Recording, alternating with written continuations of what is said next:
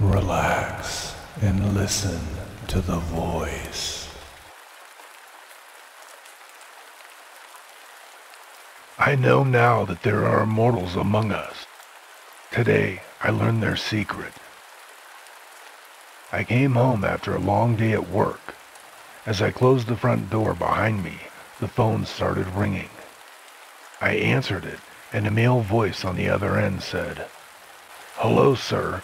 Could I have a few minutes of your time?" I didn't have anything much to do, so I said, "Sure." There was a long pause. Then the voice on the other end said, "Thank you," and hung up. Suddenly, I just felt a little older.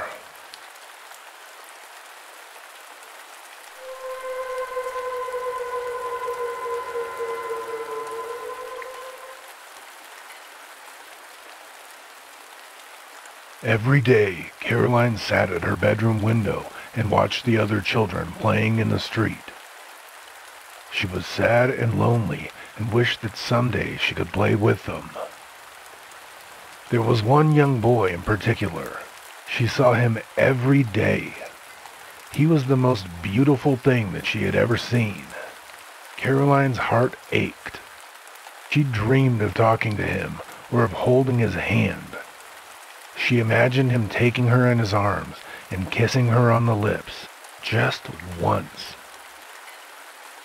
One evening, when her aunt came upstairs with her dinner plate, Caroline worked up the courage to ask her a question. "Why can't I leave the house?" asked Caroline. "Because you're sick," her aunt replied. "But I don't feel sick," Caroline said.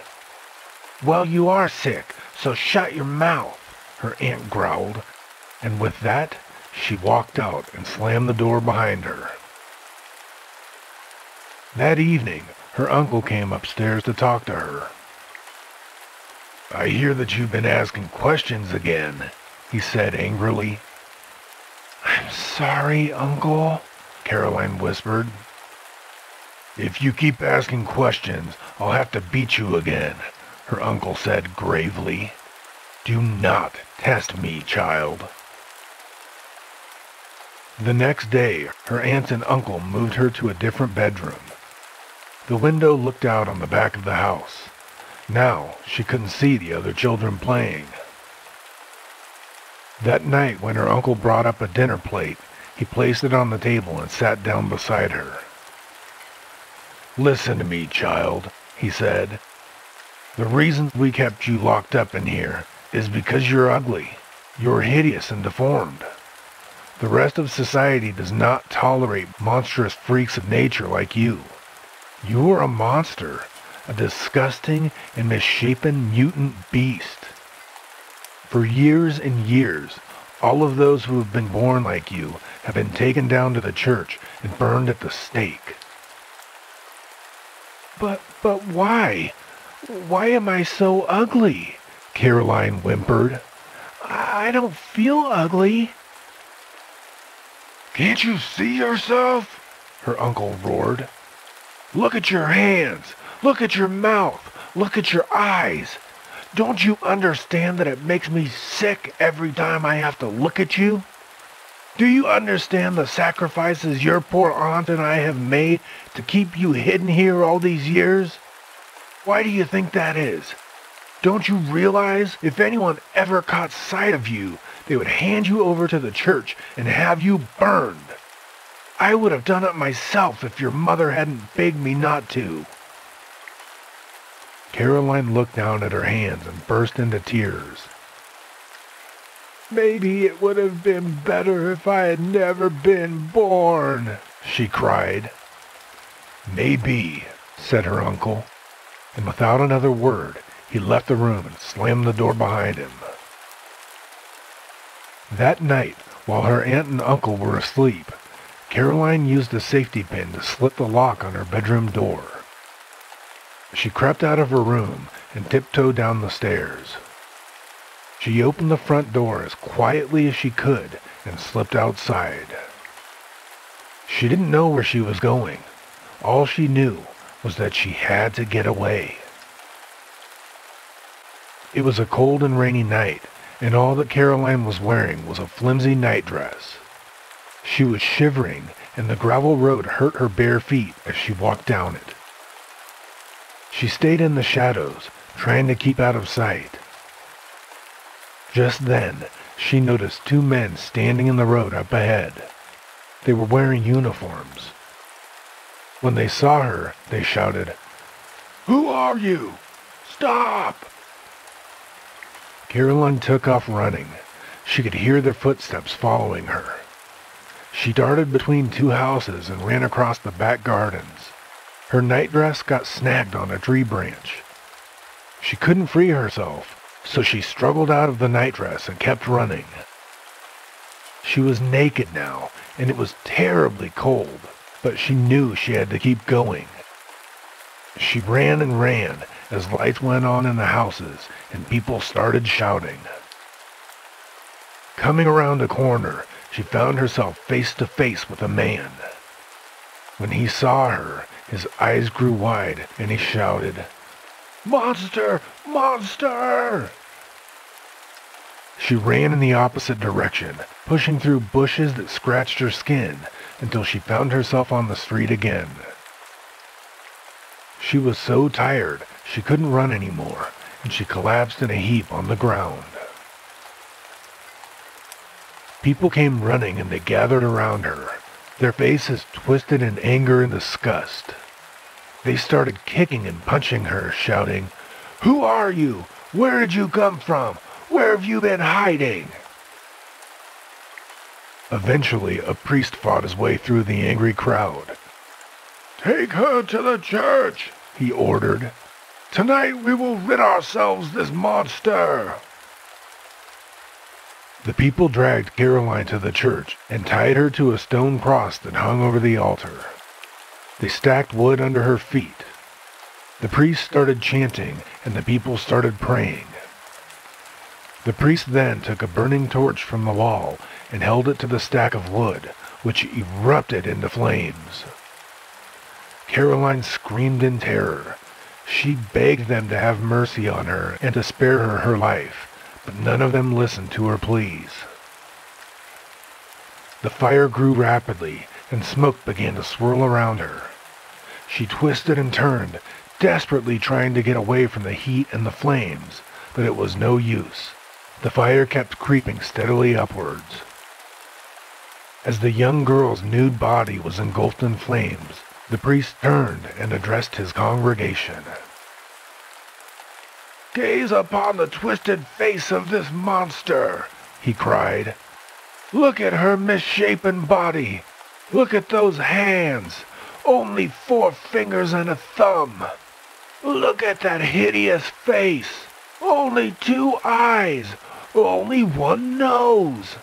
Look at that disgusting mouth, with red lips instead of green, and her teeth, a sickening shade of white."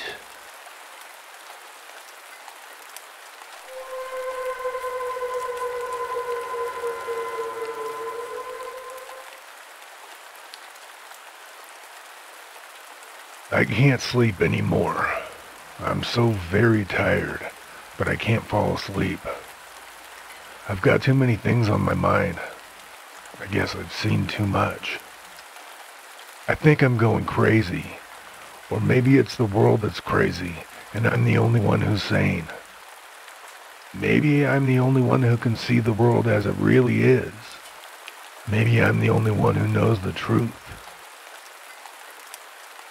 It all started 6 months ago. It was late at night and the rain was coming down hard. I was driving down the highway and I was in a hurry to get home. All of a sudden, I got a splitting headache. It felt like someone was hammering 2 red-hot nails into my eyes. Then, in the blink of an eye, the world disappeared. It simply wasn't there anymore. All I could see was a barren and desolate landscape with huge volcanoes, deep fissures, and seething pools of bubbling lava. Encroaching on me from all sides were hideous, misshapen beasts with long, slimy tentacles that clawed and scraped at the windows of my car. I slammed on the brakes and pulled over before I crashed. I sat there with my hands covering my eyes for over an hour before I got the courage to look again. The world was back to normal. I tried to calm myself down and started driving again. I tried to tell myself it was just a hallucination or a trick of the mind. It happened again when I got home that night. I was talking to my wife, and then, suddenly, she wasn't my wife anymore.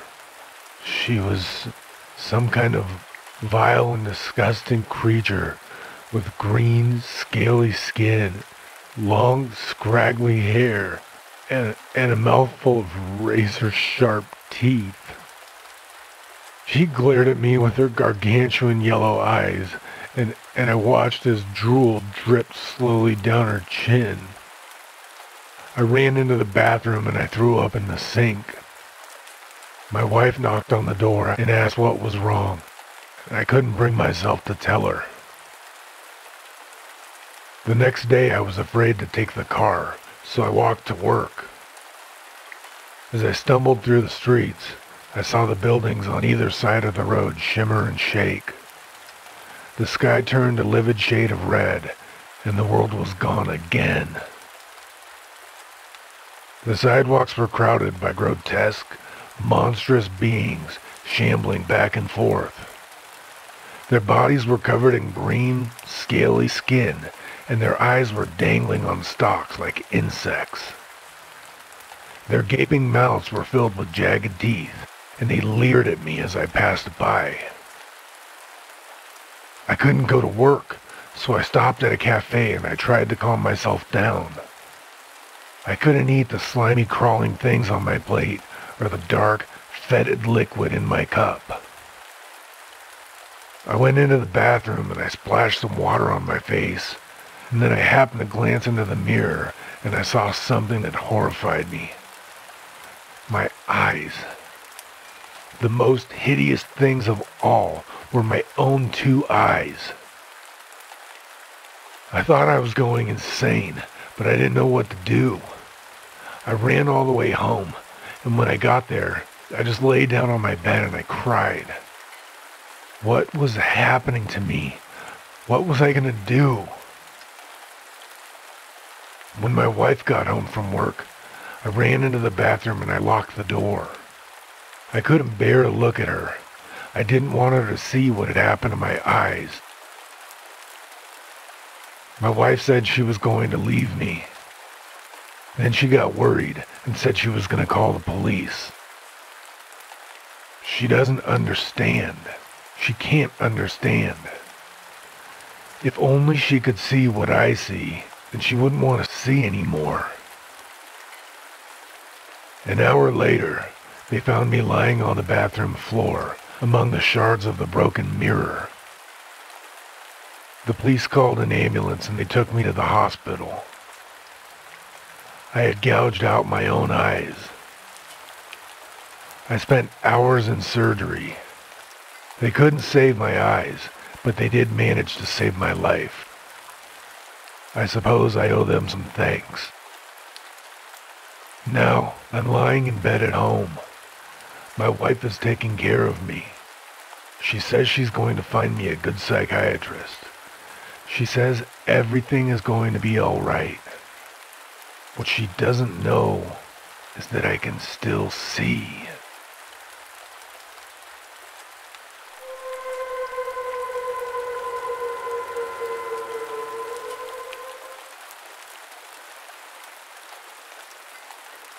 As far as sci-fi stories go, there are none so great as a story called The Jaunt. This is a story that was written by Stephen King and published in Twilight Zone magazine somewhere in the early 80s. If you would like to read this entire story, it is available in the collection Skeleton Crew by Stephen King. This particular collection of stories is fantastic. If you like short horror and sci-fi stories, we highly advise you to go and purchase a copy of Skeleton Crew. Here is a brief summary of the story, The Jaunt. It was the year 2424, and the Oates family were taking a trip to Mars.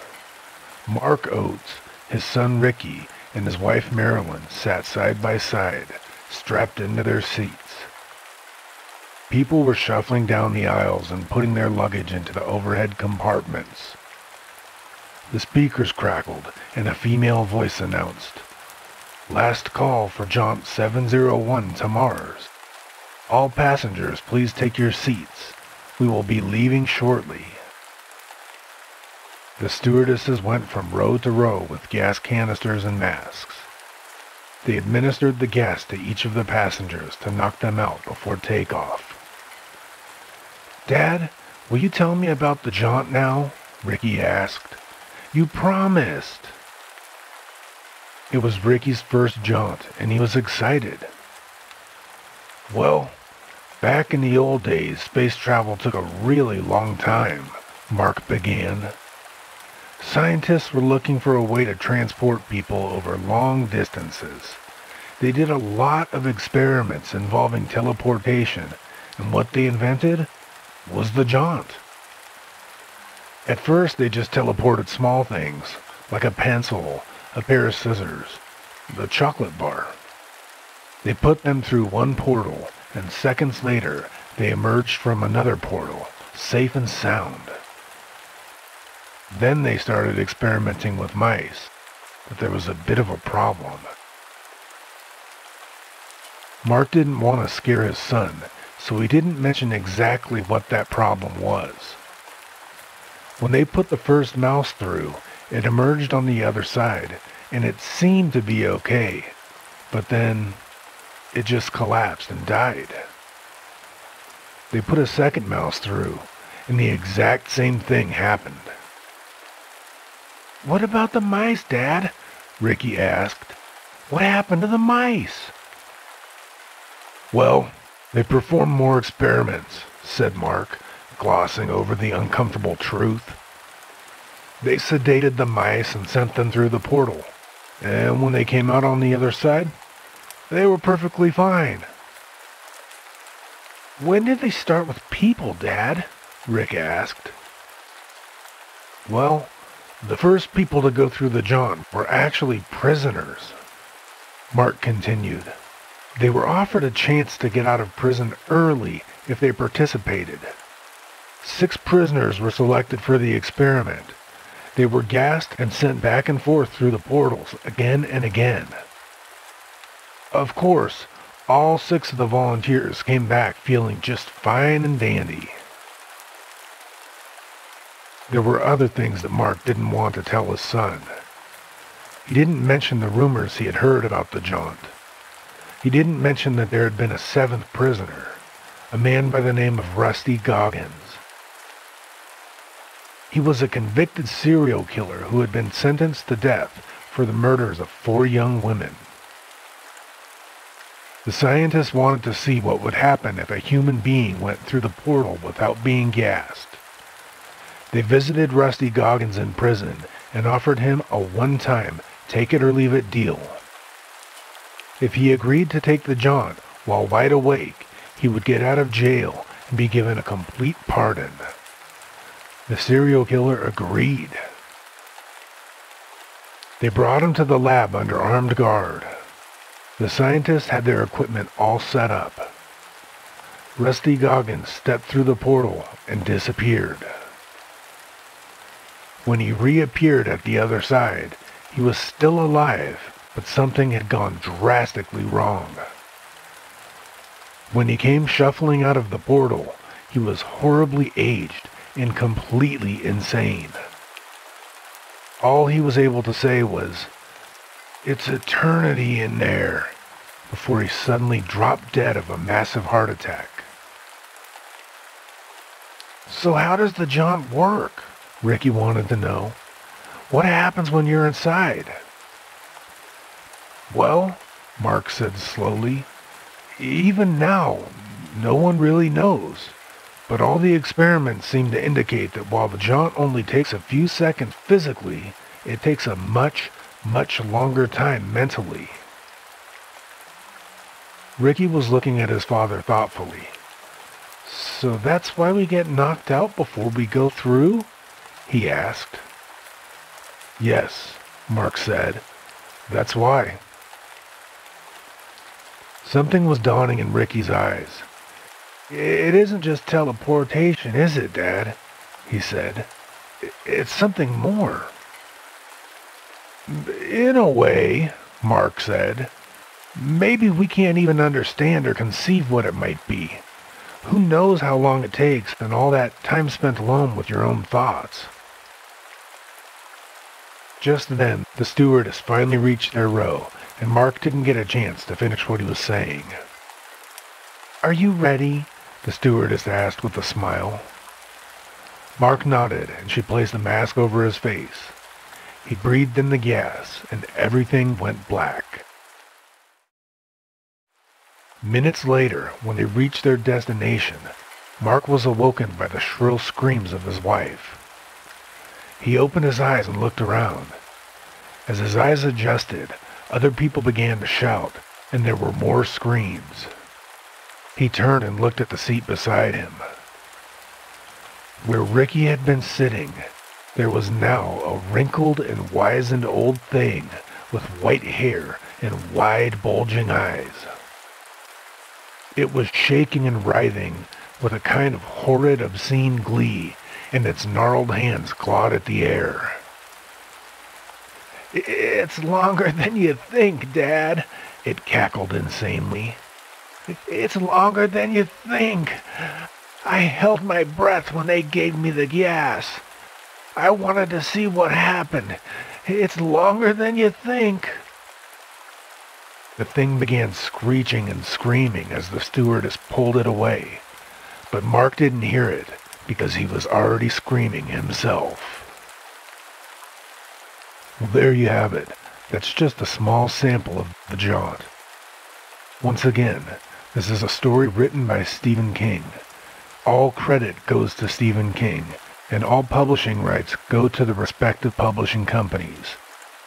The only reason we include this in here is because we are huge Stephen King fans, and we strongly advise you to go and buy the books, or get a hold of them however you can. Ebook or a Kindle, or whatever you have. Buy them, pay the author, and enjoy some amazing stories.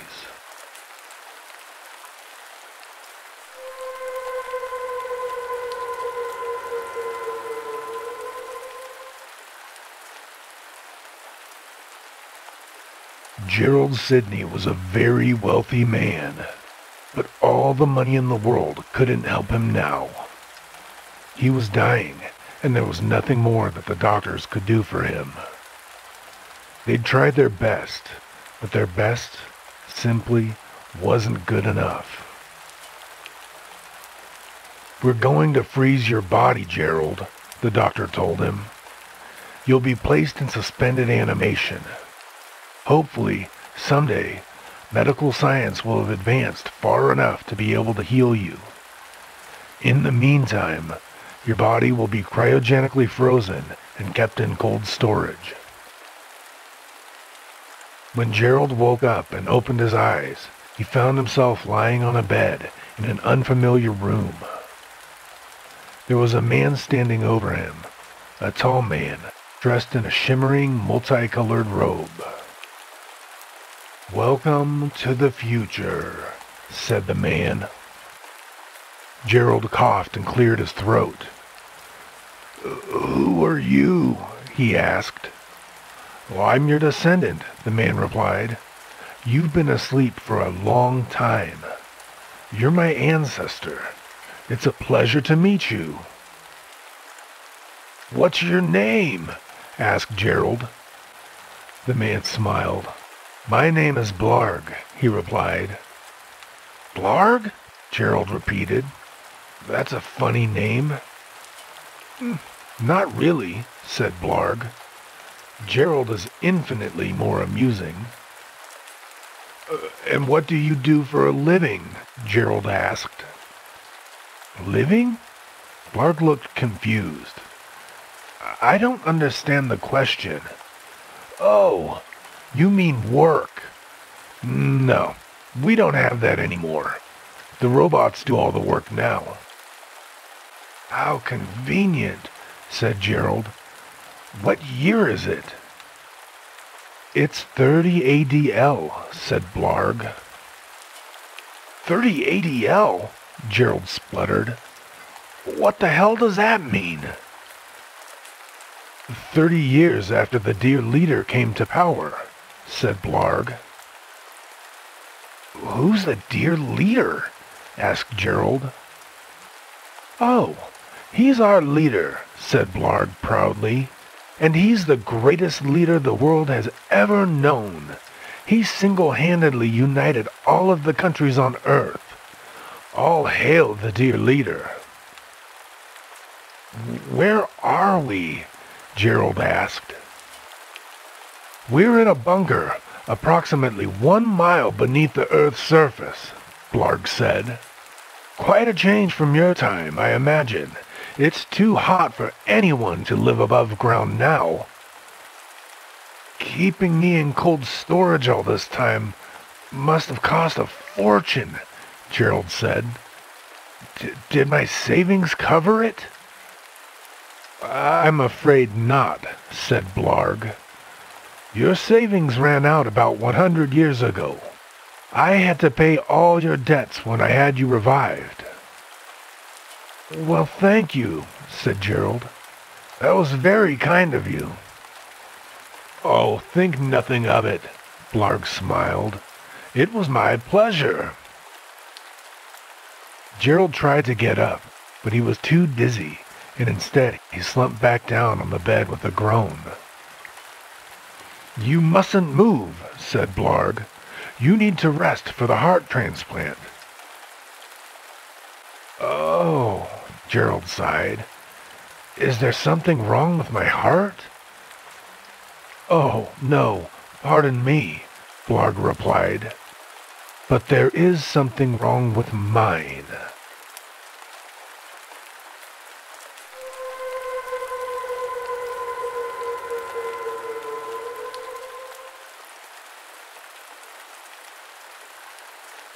Day 1. For this week's science project, the teacher told us to create a star. It took a lot of trial and error, but eventually, I managed to create my star. When I showed it to the teacher, she said it wasn't a very good star because it didn't look very stable. A few minutes later, something went wrong, and my star exploded with a big bang. Now there's just a bunch of rocks and stuff orbiting around the source of the explosion. My teacher said that I'd better do something about it, or she's going to give me an F. Day 2. I managed to clean up the mess. I collected all the rocks and turned them into small planets. I made 4 big ones, 2 smaller ones, and 3 teensy-weensy little ones. The teacher took one look at them and laughed. She said all the planets looked useless, and one of them is so small it doesn't even qualify as a planet. That made me so mad, so I was determined to prove her wrong. Day 3. Today, I created life. I don't really know how I did it. It was kind of an accident. They're just some basic unicellular life forms, but I think they're pretty cool. I had to hide them from the teacher because I didn't want to get in trouble. I put some of the life forms on the first planet, but it was much too hot, and they all burned up. I put a few more on the 7th planet, but that was much too cold, and they all apparently froze to death. The 3rd planet was the only one where the life forms could actually survive, probably because it has water. Day 4. The third planet has become a bit of a problem. The life forms are rapidly multiplying, and they're also evolving. But I don't know how to stop it, and I can't ask the teacher, so I just have to let it continue and see what happens. Some of the life forms came out of the water, and now they're crawling around on the land. My favorites are the most advanced life forms. They spend all their time swinging from the branches of trees and flinging their own poop at each other. It's actually pretty entertaining. Day 5. Things are getting out of hand, and I don't know what to do. Something went wrong with the advanced life forms. They left the trees and they started building little settlements. Worst of all, they've been killing the less advanced life forms. I think they must have gone insane. Day 6. The advanced life forms are evolving at an alarming rate. They've become way too intelligent. They're walking around on 2 legs and they're building things on their own. They've enslaved most of the other life forms, and now they're even killing each other. Sometimes I catch them staring up at me with their beady little eyes. They really give me the creeps. Day 7. Today my teacher found out about the life forms I created on the third planet. She got really mad at me and called my parents. I'm pretty sure I'm in big trouble. I'm so sick of this whole science project, and I just want to shut it down. But now my parents won't let me. They say I'm not allowed to destroy the life forms because it wouldn't be moral or something like that. My mom said I created them, so now I have to take care of them. The thing is, I can't stand them. They're the most insane, evil, and creepy life forms that I've ever come across. I decided to give them nuclear weapons. So, hopefully it won't be that long before they just destroy themselves. And then I can finally go out and play with my friends again.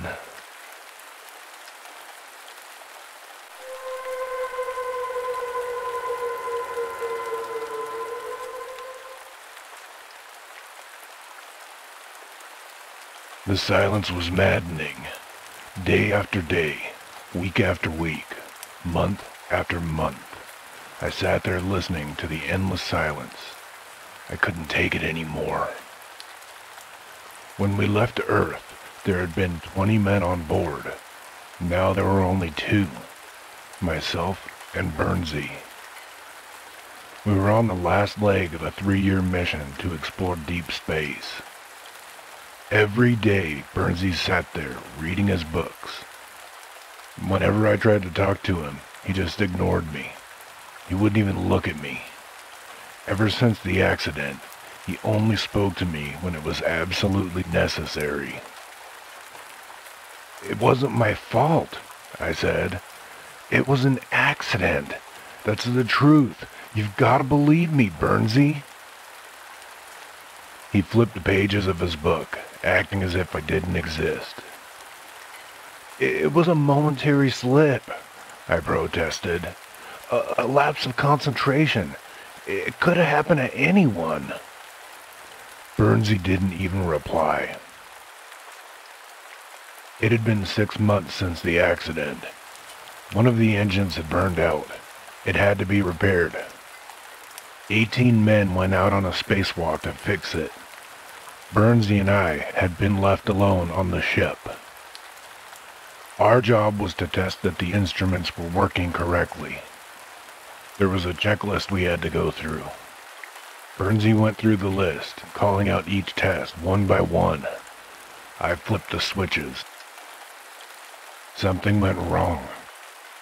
I don't know how it happened, but I flipped the wrong switch. The engines roared into life. Some of the men on the spacewalk were incinerated immediately. At least, I hope that's what happened. The others were sent hurtling into space. Their bodies are still out there somewhere, floating aimlessly. In less than an hour, their oxygen would have run out. They died a terrible death out there, and now their corpses are doomed to drift forever, somewhere out in the vastness of space. "I didn't mean to kill them," I said. "It was an accident." Bernsey turned and glared at me. "It was murder," he growled. "Plain and simple. If it hadn't been for you, those 18 men would still be alive. I'm sure you would have killed me too if you had the chance. In another 6 months we'll be back on Earth. Then you'll stand trial for your crimes. I'll testify against you, and I'll make sure they know exactly what you did. They'll find you guilty, and you'll rot in prison for the rest of your miserable life." I sighed and looked at the clock. "It's time for the spacewalk," I said. Every day we had to do a spacewalk to check the integrity of the spaceship's outer hull and make sure that there was no damage from stray meteor strikes. It was my turn today.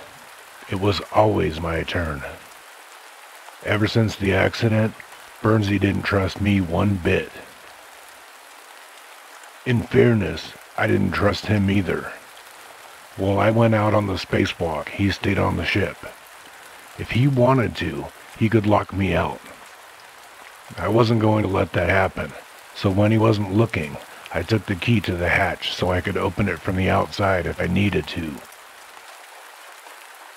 I put on my spacesuit and my magnetic boots and stepped into the airlock. Sealing the door behind me, I climbed up the ladder and opened the hatch. Then, I stepped out onto the hull of the ship. I stared out at the vast blackness of space, dotted with tiny twinkling stars. It was completely silent.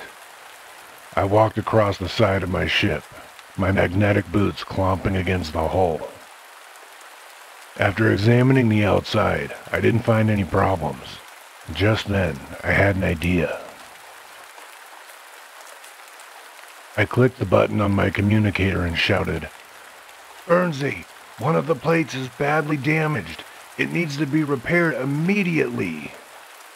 "Okay," Bernsey replied. "I'll get the tools." After a while, Bernsey emerged from the hatch, wearing his spacesuit.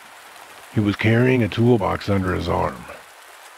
He came walking towards me, his magnetic boots clomping slowly along the hull. "Well, where is it?" he asked. I didn't reply. I just pointed towards the rear of the spacecraft. Bernsey started walking. As soon as he had his back turned to me, I slipped down the hatch and closed it behind me. I unsealed the door and stepped out of the airlock. Over the communicator, I could hear Bernsey shouting and screaming and trying to reason with me. I took off my helmet so I didn't have to listen to him. I could hear his magnetic boots clomping back and forth across the hull of the ship. He was probably trying to pry open the hatch, desperate to get back inside the ship before his oxygen ran out, but it was no use. Soon, he would be dead. Suddenly, Bernsey appeared outside the port window. His face was contorted, and his eyes were bulging out of their sockets. He was slowly suffocating. I watched as his face turned red, and then purple. He clawed at his helmet as he struggled to draw his last breath. Blood began running from his eyes. I couldn't stand to watch it anymore. It made me feel sick. With Bernsey dead, there was nobody to tell the people back on Earth about the accident. His body would be burned upon re-entry. I could easily make up some story to explain the disappearance of the rest of the crew, and nobody would suspect a thing. Days passed as the ship continued on its slow progress back to Earth. Whenever I looked at the port window, Bernsey would be standing there, swaying back and forth, staring at me. His magnetic boots kept him fixed in place. His dead eyes hung out of their sockets. I tried not to look, but I couldn't stop myself. Eventually, I couldn't stand the sight of him any longer. I put on my spacesuit, my magnetic boots, and I made my way to the airlock. I made sure to bring the key with me. I didn't want to get stranded on the outside. I opened the hatch and stepped out onto the hull of the ship. The hatch door closed behind me. I then clomped across the ship towards Bernsey's corpse. I just couldn't bear to look him in the face anymore. I tugged at his magnetic boots, struggling to free him from the ship's hull. One of his legs finally came loose, and then the other. I gave his corpse a hard shove, and his weightless body began to drift away. "Goodbye, Bernsey," I said. "See you in hell." I turned and started clumping back towards the hatch, and then I stopped and looked over my shoulder. I looked back at Bernsey's corpse as it drifted off into the vastness of space. His bulging, lifeless eyes stared back at me. His twisted mouth seemed to grin at me. One of his arms moved slightly. It was almost as if he was waving at me. Then, as he slowly floated away, I caught sight of something in his gloved hand. "No! No! No!" I cried. "No!" His hand was clutching the key to the hatch door. The silence of space is all around me. For almost an hour, I've been standing here, fixed to the hull of the ship, swaying back and forth, listening to the silence. I stare in through the port window and I wait. I'm waiting for the moment when my oxygen supply runs out. Waiting until my face turns red and then purple. Waiting until I start clawing at my helmet as I struggle to draw my last breath. I'm waiting for the blood to start running from my eyes, and then I will know it's finally the end.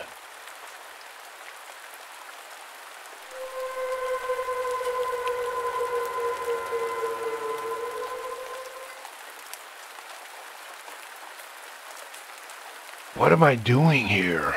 Ralph suddenly wondered. It was as if he had just awakened from a long slumber. Blinking his eyes and looking around, he saw that he was on a construction site, operating a large and complicated machine. It was a conveyor belt on a long assembly line. "Who am I?" he asked to no one in particular. His co-workers stared at him for a moment and then turned their heads and resumed their tasks on the assembly line. He tried to get their attention, but they just seemed to ignore him as they continued with their work. Perhaps they couldn't hear him over the loud, grinding noise of the machinery. Ralph took a step backwards and glanced around the room. He noticed that there were armed guards posted at every exit. He quickly realized that they must all be prisoners here. Gradually, he became overtaken by a strange and inexplicable fear. He couldn't remember anything. He had no idea who he was or what he was doing there. All he knew was that he had to get away. Ralph started across the floor, making his way to one of the doors. He looked to his left and he noticed as a guard raised his weapon. "Hey, you there!" the guard yelled. "What are you doing? Get back to work!" Ralph suddenly broke into a run. He tackled the guard and with a mighty shove knocked him off of his feet.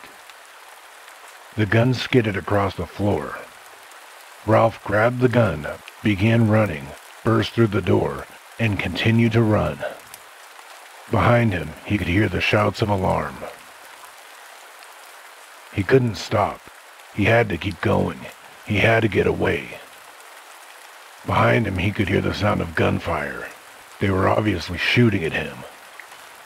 Up ahead, he saw an outer door, and beyond it lay a green, sunlit field. That field spelled freedom. He had to reach it, or he would die trying. Suddenly, a group of guards appeared in his path, blocking his escape route. He was trapped. There was no way out. One of the guards raised his weapon up, pointed it at Ralph, and fired. There was a loud crack, and a bolt of electricity shot out and hit Ralph square in the chest. It rendered him helpless and immobile. He felt suddenly weak as he fell to his knees, and a blackness overtook his mind as he slipped into unconsciousness. The guard took off his hat and scratched his head. "I don't know what's wrong with these Ralphs," he said. "Every now and then, they just seem to go a little haywire." "Well, I hear ya," replied the factory manager, "but there's nothing we can do about it right now. The ZX-81 was one of the first robotic android lifeforms that Professor Newman constructed. I mean, they're bound to have a few glitches in their circuits. It won't be long until they're replaced by the Ralph YX-36 models." "No, I hope that happens soon," said the guard. "Every time something goes wrong with one of these old Ralphs, it gives me the creeps. The way they behave is almost human." "Well, so anyway, what happens now?" "Oh, we'll send this Ralph down to level 6 to be repaired," said the manager. "In a few days, it should be as good as new." The two men then loaded the limp android onto a forklift and drove it away. "All hail the great leader," said the guard. "All hail the great leader, comrade," replied the manager. "Now get back to work." A week later, Ralph was back on the construction site, manning the assembly line. There was a dull, blank look in his eyes. Day after day, he went about his assigned tasks like clockwork. One day, his eyes suddenly became clear. Gradually, he began to be overtaken by a strange and inexplicable fear. He couldn't remember anything. He had no idea who he was or what he was doing there. All he knew was that he had to get away.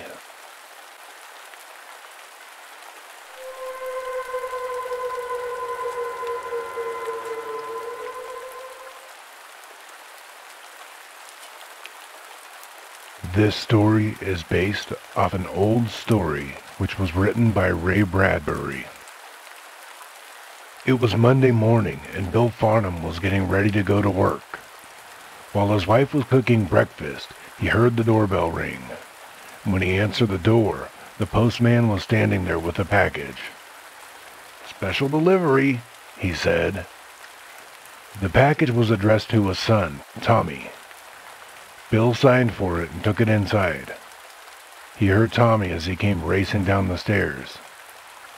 "Oh boy!" he shouted. "It's finally here!" "What is it?" asked Bill. "Mushrooms," Tommy replied as he grabbed the package and started opening it. "Mushrooms?" asked Bill. "Yeah, you grow them in your basement," Tommy explained. "All the kids are doing it. The best thing about them is that they grow really fast, and they're supposed to be delicious." Later that morning, as he drove to work, Bill turned on the radio. The host of the radio show was talking about conspiracy theories. A woman called in and started babbling about aliens trying to take over the Earth. The host was debating with her and making fun of her and started telling her she was crazy. At work, Bill noticed that one of his coworkers was eating mushrooms for lunch. "Hey, where did you get those?" he asked. "My son grew them in the basement," his coworker replied. "They're delicious." That evening, as he drove home from work, Bill noticed several new stalls set up by the roadside. All of them were selling mushrooms. When Bill arrived home and opened the door, Tommy came rushing up the basement stairs, carrying a box filled with earth. "How are your mushrooms coming along?" asked Bill. "Good," said Tommy. "Only 8 hours and they're already getting big." After dinner, Bill settled down in his armchair to read the newspaper. Then he noticed something strange. On every page of the newspaper, there was an advertisement for mushrooms. That night, after his wife and son went to bed, Bill stayed up watching TV. There was a story on the news about a meteor that had landed in a forest a few days ago. The scientists were still examining it. Bill decided to go to bed, but just as he was about to climb the stairs, he heard a noise in the basement. He opened the basement door and stared down into the darkness. "Is anybody down there?" he said. There was no answer. "Tommy? Tommy, are you down there?" he asked. There was no answer. "Is that you down there, Tommy? It's past your bedtime." Again, there was no answer. Bill reached out for the light switch. All of a sudden, a voice came from the darkness. "Don't turn on the light, Dad. It's bad for the mushrooms." Bill took his fingers off the switch and stared down into the blackness. "What are you doing down there, son? I thought you went to bed." "I'm just taking care of the mushrooms," said Tommy. "But it's after midnight," said Bill nervously. "You should be in bed. Come up from there now." There was a long silence, and Bill felt himself begin to break out into a sweat. "What are you doing with those mushrooms?" he asked. After a long pause, the boy replied from below. I want you and Mom to eat them. They're delicious." Bill felt his hands start to shake. A shiver rolled down his spine. "You haven't eaten the mushrooms yourself, have you, Tommy?" he asked. "I'm eating them now," said Tommy. "You want some, don't you?" Bill didn't answer. His knees began to grow weak, and he felt sick to his stomach. "You're hungry," Tommy said softly. "Come down and eat some mushrooms." Bill felt the doorknob slip in his sweaty hand. "Dad?" called Tommy softly. I want you to eat the mushrooms. Come down. They're delicious." Almost against his will, Bill stepped down, step by step, into the darkness as he closed the door behind him.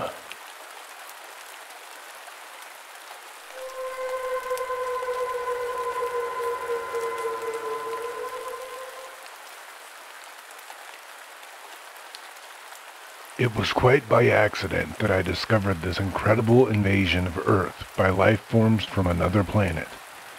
As yet, I haven't done anything about it. I can't think of anything to do. I wrote to the government, and they sent back a pamphlet on the repair and maintenance of frame houses.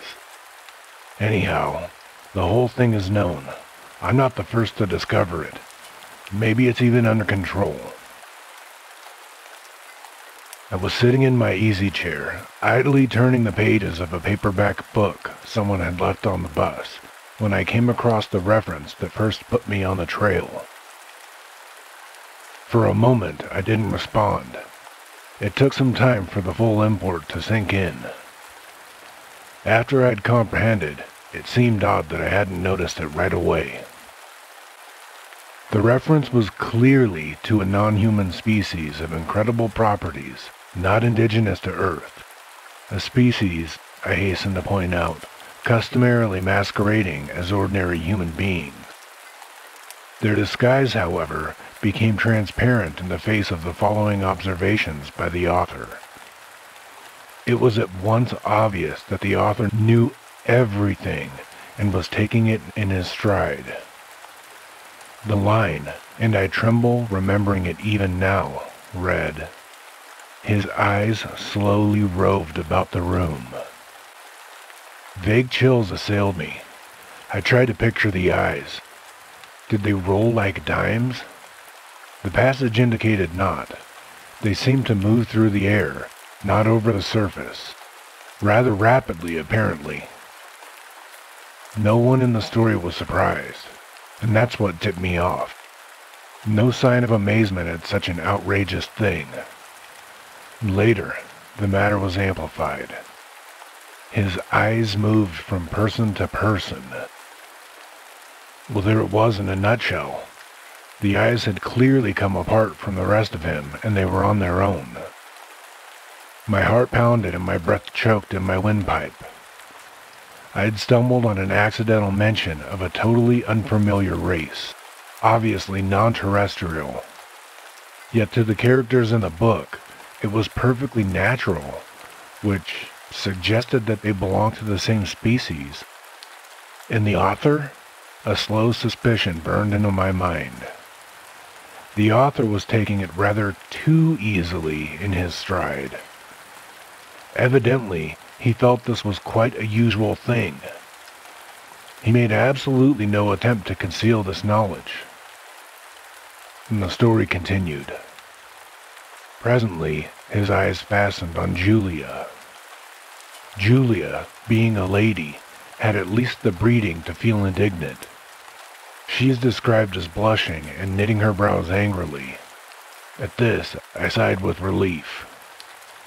They weren't all non-terrestrials.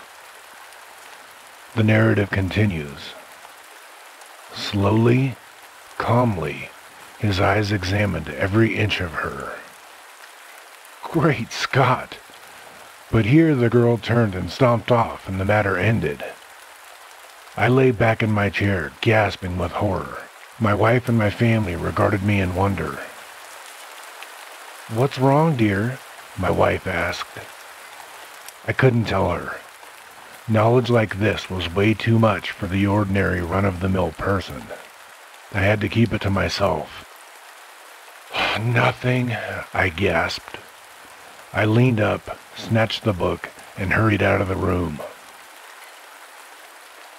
In the garage, I continued reading. There was more. And trembling, I read the next revealing passage. He put his arm around Julia. Presently, she asked him if he would remove his arm. He immediately did so, with a smile.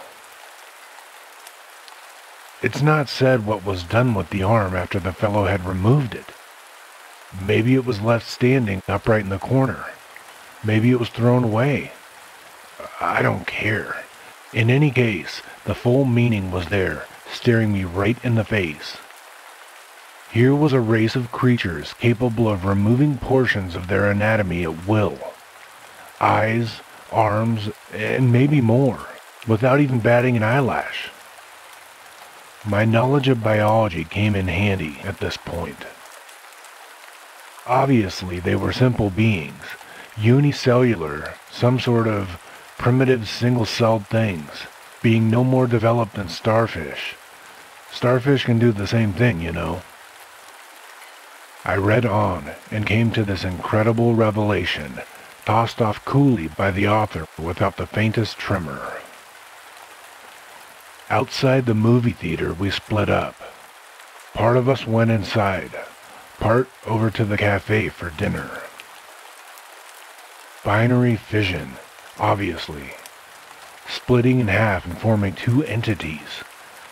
Probably each lower half went to the cafe, it being farther away, and the upper halves to the movies. I read on, hands shaking. I had really stumbled onto something here. My mind reeled as I made out this passage. I'm afraid there's no doubt about it. Poor Bibney has lost his head again. Which was followed by, and Bob says he has utterly no guts. Yet, Bibney got around as well as the next person. The next person, however, was just as strange. He was soon described as totally lacking in brains. There was no doubt of the thing in the next passage. Julia, whom I had thought to be the one normal person, reveals herself as also being an alien life form, similar to the rest.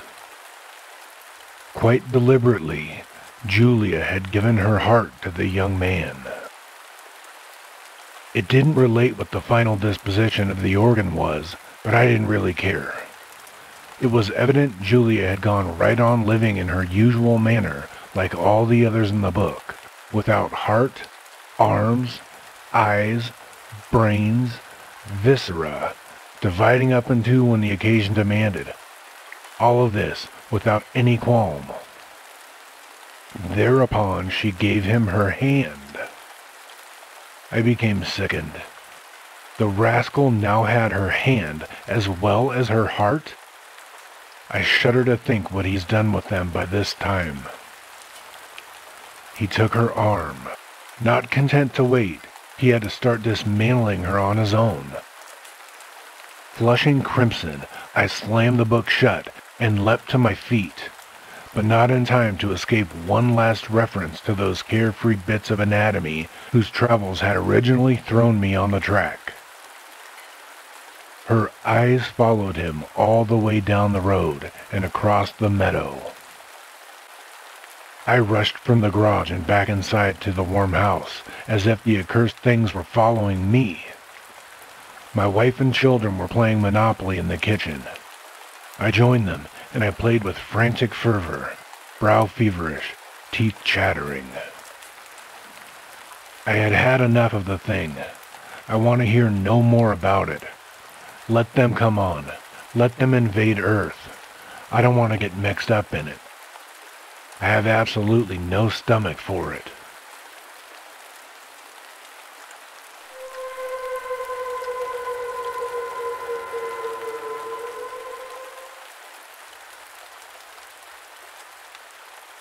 There was once a little man whose mother made him a beautiful suit of clothes. It was green and gold and woven so that I cannot describe how delicate and fine it was, and there was a tie of orange fluffiness that tied up under his chin. And the buttons in their newness shone like stars. He was proud and pleased by his suit beyond measure, and stood before the long looking-glass when he first put it on, so astonished and delighted with it that he could hardly turn himself away. He wanted to wear it everywhere and show it to all sorts of people. He thought over all the places he had ever visited and all the scenes he had ever heard described, and tried to imagine what the feel of it would be if he were to go now to those scenes and places wearing his shining suit. And he wanted to go out forthwith into the long grass and the hot sunshine of the meadow wearing it. Just to wear it. But his mother told him no. She told him he must take great care of his suit, for never would he have another nearly so fine. He must save it and only wear it on rare and great occasions. It was his wedding suit, she said, and she took his buttons and twisted them up with tissue paper for fear that their bright newness should be tarnished, and she tacked little guards over the cuffs and elbows and wherever the suit was most likely to come to harm. He hated and resisted these things, but what could he do? And at last, her warnings and persuasions had effect, and he consented to take off his beautiful suit and fold it into its proper creases and put it away. It was almost as though he gave it up again, but he was always thinking of wearing it and of the supreme occasion when some day it might be worn without the guards, without the tissue paper on the buttons, utterly and delightfully, never caring, beautiful beyond measure. One night when he was dreaming of it, after his habit, he dreamed he took the tissue paper from one of the buttons and found its brightness a little faded, and that distressed him mightily in his dream. He polished the poor faded button and polished it, and if anything, it grew duller. He woke up and lay awake, thinking of the brightness, a little dulled, and wondering how he would feel if perhaps, when the great occasion, whatever it might be, should arrive, one button should chance to be ever so little short of its first glittering freshness. And for days and days that thought remained with him, distressingly. And when next his mother let him wear his suit, he was tempted and nearly gave way to the temptation just to fumble off one little bit of tissue paper and see if indeed the buttons were keeping as bright as ever. He went trimly along his way to church, full of this wild desire. For you must know his mother did, with repeated and careful warnings, let him wear his suit at times, on Sundays for example, and to and fro from church, when there was no threatening of rain, no dust, nor anything to injure it, with its buttons covered and its protections tacked upon it, and a sunshade in his hand to shadow it if there seemed too strong a sunlight for its colors. And always, after such occasions, he brushed it over and folded it exquisitely as she had taught him, and put it away once again. Now all these restrictions his mother set to the wearing of his suit, he obeyed. Always he obeyed them, until one strange night he woke up and saw the moonlight shining outside his window. It seemed to him the moonlight was not common moonlight, nor the night a common night, and for a while he lay quite drowsily with this odd persuasion in his mind. Thought joined on to thought like things that whisper warmly in the shadows. Then he sat up in his little bed suddenly, very alert, with his heart beating very fast and a quiver in his body from top to toe. He had made up his mind. He knew now that he was going to wear his suit as it should be worn. He had no doubt in the matter. He was afraid, terribly afraid, but glad. He got out of his bed and stood a moment by the window, looking at the moonshine-flooded garden and trembling at the thing he meant to do. The air was full of a minute clamor of crickets and murmurings, of the infinitesimal shoutings of little living things. He went very gently across the creaking boards, for fear that he might wake the sleeping house, to the big dark clothes-press wherein his beautiful suit lay folded, and he took it out, garment by garment, and softly and very eagerly tore off its tissue paper covering and its tacked protections, until there it was, perfect and delightful, as he had seen it when first his mother had given it to him, a long time it seemed ago. Not a button had tarnished, not a thread had faded on this dear suit of his. He was glad enough for weeping, as in a noiseless hurry he put it on, and then back he went, soft and quick, to the window and looked out upon the garden and stood there for a minute, shining in the moonlight, with his buttons twinkling like stars, before he got out on the sill and, making as little of a rustling as he could, clambered down to the garden path below. He stood before his mother's house, and it was white and nearly as plain as by day, with every window blind but his own shut like an eye that sleeps. The trees cast still shadows like intricate black lace upon the wall. The garden in the moonlight was very different from the garden by day. Moonshine was tangled in the hedges and stretched in phantom cobwebs from spray to spray. Every flower was gleaming white or crimson black, and the air was aquavert, with the thridding of small crickets and nightingales singing unseen in the depths of the trees. There was no darkness in the world, but only warm, mysterious shadows, and all the leaves and spikes were edged and lined with iridescent jewels of dew. The night was warmer than any night had ever been. The heavens, by some miracle, at once vaster and nearer. In spite of the great ivory-tinted moon that ruled the world, the sky was full of stars. The little man did not shout nor sing for all his infinite gladness. He stood for a time like one awe-stricken, and then, with a queer small cry and holding out his arms, he ran out as if he would embrace at once the whole warm round immensity of the world.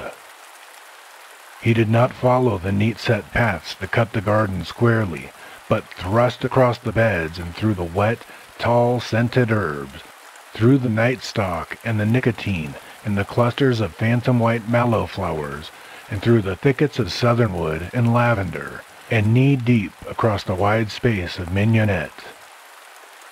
He came to the great hedge, and he thrust his way through it, and though the thorns of the brambles scored him deeply and tore threads from his wonderful suit, and though burrs and goosegrass and havers caught and clung to him, he did not care, for he knew it was all part of the wearing for which he had longed. "I am glad I put on my suit," he said. "I'm glad I wore my suit."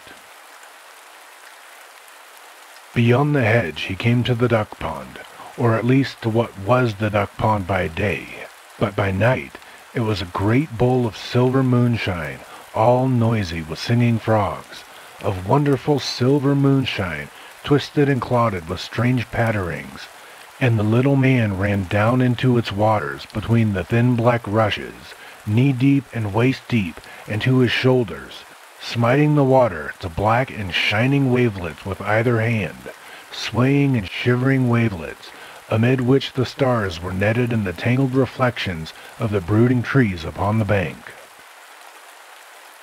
He waited until he swam, and so he crossed the pond and came out upon the other side, trailing, as it seemed to him, not duckweed, but very silver in long, clinging, dripping masses. And up he went through the transfigured tangles of the willow herb and the uncut seeding grass of the farther bank. And so he came, glad and breathless, into the high road. "I am glad," he said, "beyond measure, that I had clothes that fitted this occasion." The high road ran straight as an arrow flies, straight into the deep blue pit of sky beneath the moon. A white and shining road between the singing nightingales, and along it he went, running now and leaping, and now walking and rejoicing, in the clothes his mother had made for him with tireless, loving hands. The road was deep in dust, but that, for him, was only soft whiteness, and as he went, a great dim moth came fluttering round his wet and shimmering and hastening figure. At first he did not heed the moth, and then he waved his hands at it and made a sort of dance with it as it circled around his head. "Soft moth," he cried, "dear moth, and wonderful night of the world. Do you think my clothes are beautiful, dear moth? As beautiful as your scales and all this silver vesture of the earth and sky?" And the moth circled closer and closer, until at last its velvet wings just brushed his lips. And next morning they found him dead with his neck broken in the bottom of the stone pit, with his beautiful clothes a little bloody and foul, and stained with the duckweed from the pond.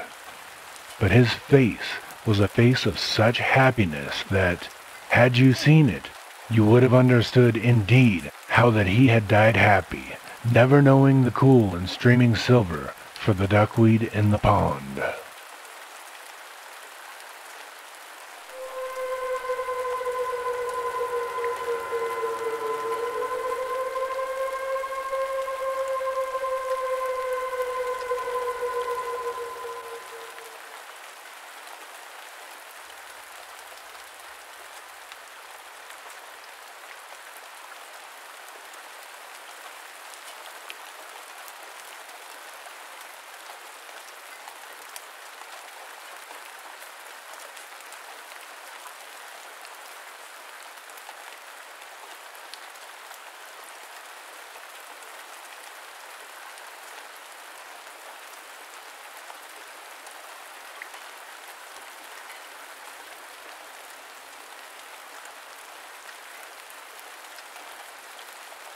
Thank you all again for being here.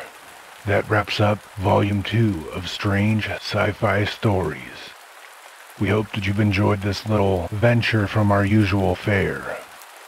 Please keep listening, please keep subscribing, please keep sharing. Let some other people in your life know about us.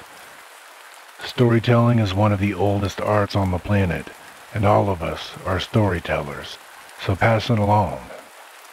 Until we meet again, take care of yourselves, and always have sweet dreams.